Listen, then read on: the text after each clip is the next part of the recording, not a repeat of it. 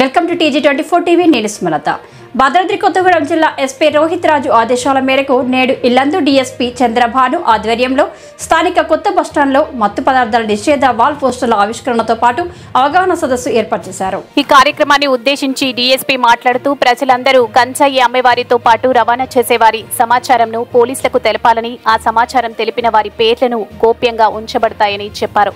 చట్ట వ్యతిరేకంగా పాల్పడే వారిపైన చట్టరీత్యా చర్యలు తీసుకుంటామని హెచ్చరించారు. అదేవిధంగా సైబర్ నేరాలపై ప్రజలకు అవగాహన కల్పించారు. ఈ కార్యక్రమంలో CI బత్తుల సత్యనారాయణతో పాటు SI సూరి సిబ్బంది పాల్గొన్నారు.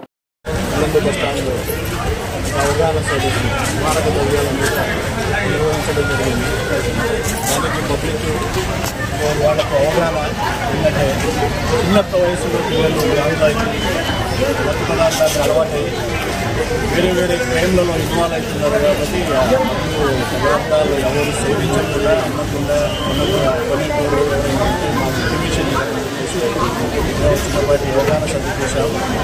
ఈ సదస్సులో ఇంటిమేషన్ ఇచ్చాము. ఎవరైనా ఎక్కడైనా ఏమైనా సేవిస్తే మాకు అలాగే 100 కాలు అయితే మీకు ఫ్రీగా 100 కాలు ఫోన్ చేసిన మేము వచ్చేసి వాళ్ళ యొక్క పదార్థాలు పట్టుకోవడానికి వాళ్ళు పేర్లు చెప్తే వాళ్ళ పేర్లను కూడా మేము చెప్పకుండా గోప్యంగా ఉంచుతాం.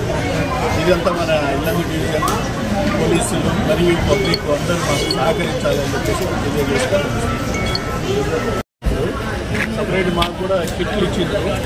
ఎవరైనా గాంజా తాగినా గత 2-3 నెలల్లో తాగినా కూడా మేము వాళ్ళని కిట్ ద్వారా టెస్ట్ చేస్తే యూరిన్ టెస్ట్ చేస్తే వాళ్ళని పట్టుకొని స్ట్రేట్ అవే వాడు గాంజా తాగినా చెప్పేసి నిర్ధారించి వాటి ఆ సెక్షన్లో కూడా కేసు పెట్టడం జరుగుతుంది. కాబట్టి ఎవరైనా సేవించిన పిల్లలు ఏం చెప్పేసి ఉన్నా కూడా పట్టుకోవడానికి ఛాన్స్ ఉంటుంది.